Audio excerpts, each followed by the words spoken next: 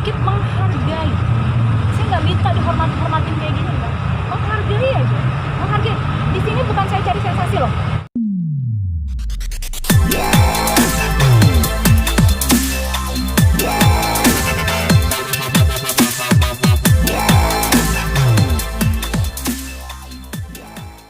Masya Allah ya, aku baru berbahagia ya, maksudnya artinya putusan cerai sudah teman-teman tahu kan tanggal 10 Agustus ya 2020 resmi saya secara negara menjadi seorang janda.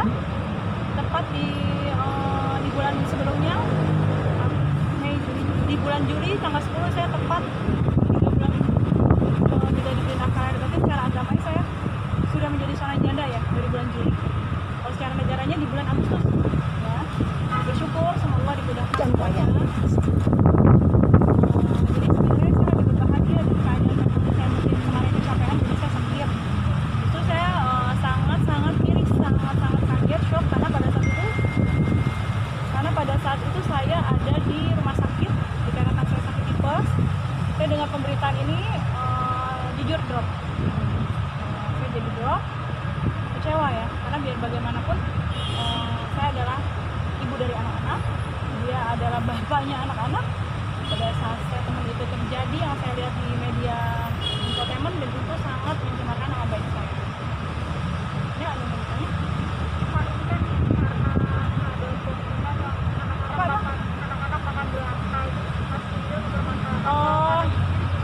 Anak-anak makan di lantai itu karena sebelumnya itu saya nge-live sampai pagi. Jadi saya yang live itu saya garis bawahi ya, saya tidak mengeksploitasi anak. Yang live itu saya nge-live sampai pagi itu kalau nggak salah sampai jam 1 malam bersama kakak saya dan adminnya ponakan saya, dan admin saya ponakan saya itu anak 16 tahun yang perempuan, dan itu saya yang ngerekap, saya dan kakak saya ngerekap sampai pagi sambil nunggu sekalian sholat subuh supaya nggak kesiangan.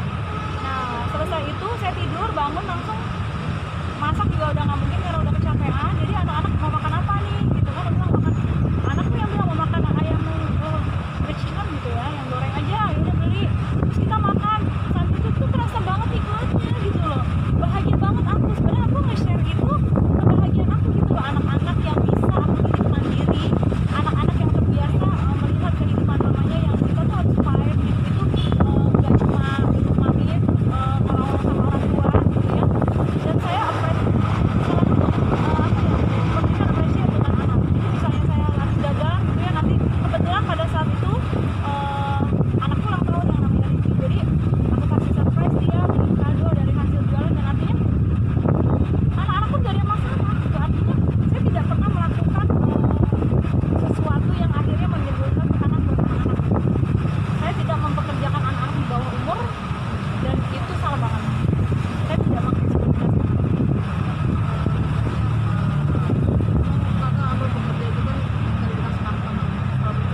sekarang. Menurut kalian gimana tentang kembali? Menurut kalian kalau saya bekerja dengan keras berarti apa ya? Kan katanya kayak gue nggak tanggung jawab aja gitu kan, ada kan? Tolong deh kalau penayang dari semua infotainment agak ada, biar ada tektoknya, jadi antara statement Mas Kimi dengan jawaban saya, jadi nggak rancu. Pada saat itu kan ada ngomong kayak gue nggak tanggung jawab aja. Menurut bapak, menurut saudara, menurut semua yang menonton, apakah Mas Kio bertanggung jawab?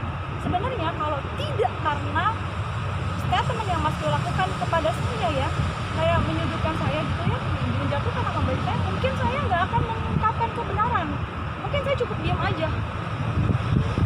Saya tidak pernah mau melibatkan anak-anak dalam hal ini. Tapi kenapa saya selalu bilang kalau kalian nggak percaya, kalau misalnya juga nggak ada perlindungan anak, kan ada perlindungan anak yang mana anak-anak tidak boleh dilibatkan dalam urusan orang tua. Anak-anak yang tahu bagaimana pengorbanan dan perjuangan itu, anak-anak tahu bagaimana perjuangan dan pengorbanan saya, dan anak-anak menyaksikan semuanya gitu loh. Apa yang saya lakukan itu semua buat anak-anak, untuk kebahagiaan kita sekeluarga. Jadi kalau memang Mas Kiwil merasa bertanggung jawab penuh seperti yang beliau utarakan di media elektronik ataupun media cetak, aku nggak tahu ya, aku yakin di TV ya, silahkan buktikan bukti transfer selama 6 bulan terakhir ada nggak, berapa jumlahnya, dan bagaimana teguran dari pihak sekolah ke Anda. Apa ada himbauan dari pihak sekolah, apa Anda tanggapi atau tidak, dan akhirnya larinya ke saya. Dan sebagai seorang ibu dari ketiga anak saya, sebagai wujud kasih sayang dan tanggung jawab saya sebagai seorang ibu, saya perjuangkan gitu. Karena saya juga punya, saya juga akan membangun rumah tangga yang lain, saya juga pengen punya masa depan yang lain bersama suami saya yang nanti dan anak-anak. Jadi kalau dengan suara-suara yang sangat tidak baik, statement yang dibilang tidak baik, itu akan merugikan saya dan akan artinya yang berikutnya gitu ya, calon suami saya misalnya siapa nggak tahu gitu ya, nanti dia akan berpikir gitu, ini bener, ini Peggy kok kesannya udah enggak, jadi kesannya tuh udah dikasih kesannya udah dikasih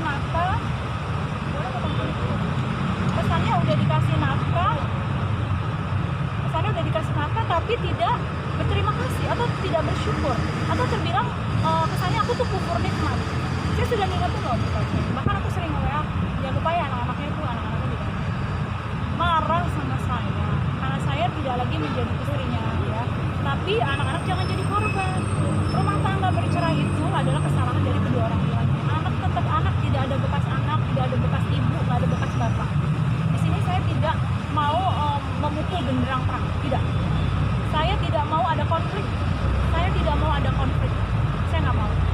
Cuma saya himbau kepada Mas Kiwil alias Wildan Delta yang sebenarnya, saya himbau Bapak Wildan Delta, apabila Anda terus mengeluarkan statement yang tidak sesuai dengan fakta, ya kan, statement yang menyudutkan saya, yang tidak sesuai, yang tidak baik gitu ya, maka saya bisa mengambil tindakan tegas. Tindakan tegas yaitu dengan memberikan somasi. Kita lihat ke depan, apakah Mas Kio akan terus berkomentar mengeluarkan statement yang merugikan saya, menyudutkan saya. Karena biar bagaimanapun penonton di rumah adalah orang-orang yang cerdas. Penonton di rumah tahu apa yang saya lakukan. Kenapa Meggy sampai begitu? Apa yang saya lakukan halal kok. Saya nggak nyuruh anak saya begadang di depan kamera. Saya yang berdiri, saya yang begadang. Kalian bisa lihat semua di IGTV saya, di Meggy Wulandari _real, silakan bisa dilihat siapa yang berdiri di situ. Anak-anak tuh cuma say hi sama yang beli, ngebantuin mama, cuma hai apa kabar gitu, cuma gitu doang. Habis itu mereka main handphone, tiduran gitu kan. Paling cuma kadang ngebantu, cek dong Makassar gitu, cek misalnya pengiriman biayanya berapa gitu kan. Saya rasa itu hal yang biasa. Justru sebagai seorang bapak, Anda tuh harusnya bangga punya anak-anak tuh yang masih kecil, tapi tuh sudah punya jiwa mandiri, sudah tahu nih nanti kalau begini berarti aku harus bagaimana, sudah bisa mengambil sikap. Gak semua anak bisa seperti anak-anak Anda. Saya mendidik dengan susah payah gitu loh. Jadi tolong banget bisa sedikit menghargai. Saya nggak minta dihormatin kayak gini, Mbak. Menghargai aja, menghargai. Di sini bukan saya cari sensasi loh. Saya udah baik terakhir ketemu sama teman-teman media waktu kemarin itu ya, bahwa ini alhamdulillah udah ada ya udah. Nah sekarang Mas Kiwil nih yang nyari sensasi. Kalau aku bilang Mas Kiwil lagi mencari sensasi. Kenapa? Karena orang nggak ada apa-apa kok, lagi adem ayem terus tiba-tiba mengeluarkan kata-kata gitu, dan lagi lebih mirisnya lagi dalam kondisi saya lagi opnam di rumah sakit. Itu loh. Jangan kamu pikir dengan begini orang jadi senang sama kamu. Ini justru jadi kamu membuat orang berstatement yang nggak baik tentang kamu. Jadi seperti kamu sedang membuka aibmu sendiri gitu loh. Udahlah, kita udah selesai. Bangun rumah tangga masing-masing aja. Kamu dengan rumah tangga kamu, aku akan membangun dengan aku dan anak-anak.